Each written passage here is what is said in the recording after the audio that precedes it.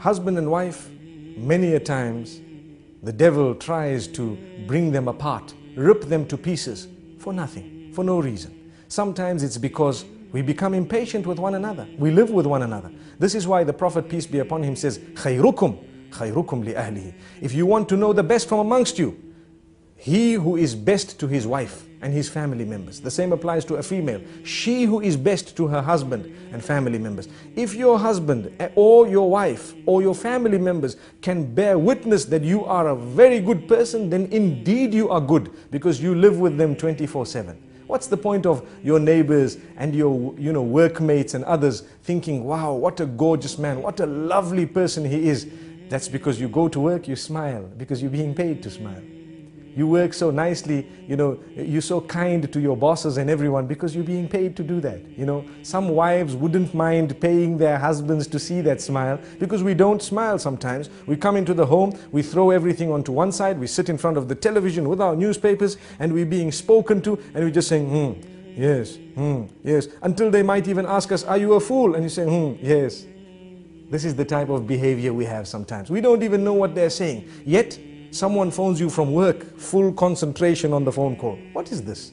Is this not a double standard relation? Did we not understand that we are working in order to enjoy our life, our married life? We are not married in order to enjoy our working life. People have turned the tables. And this is why if your work is coming and interfering with your marriage, you'd rather leave your work than to end your marriage. We need to know this. Because if we are going to leave our marriages in order to make our work work, we will end up leaving every marriage we are in. No one wants to marry a person who's married to his job. We ask the Almighty to grant us understanding.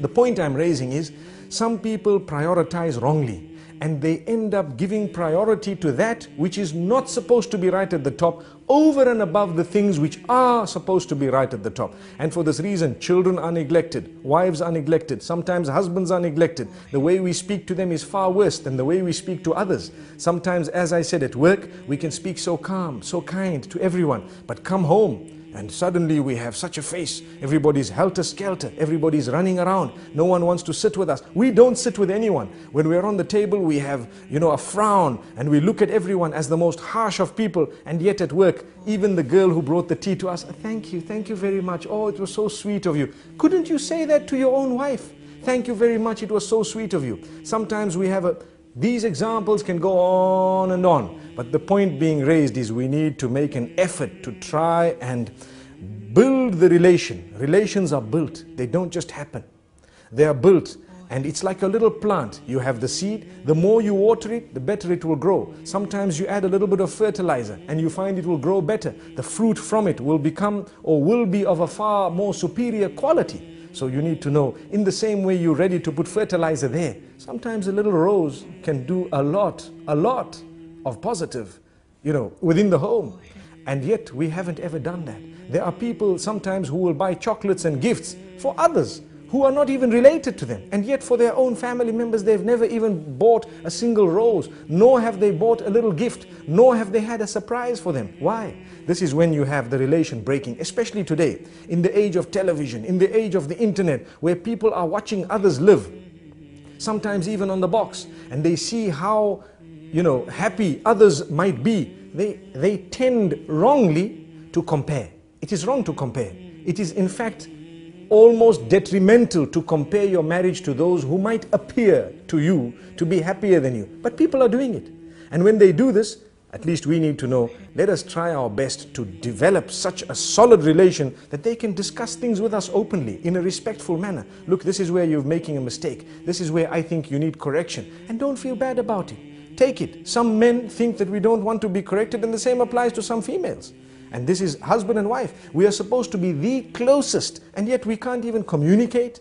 If that is the case, we're wrong. We then have husbands who threaten and continue to threaten. What do they say? No, if you tell me this, I'm going to send you home. What type of a relation do we expect there? She has a right to highlight it, and you need to think about it. This is the closest person to you telling you that I think you need attention. And if they are really thinking that, then you probably do need that attention. Or you need to engage them in discussion and convince them why you don't need that. But you don't just dish out commands. I don't even have time. I don't have time to talk to you. I don't have time. Come the weekends, we're sitting with our friends. Well, why did you get married? you have a wife, you have children. These are the first order of your friends. This is the most intimate circle. If you are not prepared to spend time with them, then how do you expect the marriage to work? I think we've said quite a bit for today, and this is all food for thought. Obviously, whatever we've said applies to me firstly and then everyone else, and the idea is to conscientize one and all about this beautiful relation between husband and wife. This is only a tip of the iceberg. May we have another opportunity sometime to go a little bit further. Until then, Assalamu alaikum wa rahmatullahi wa barakatuh.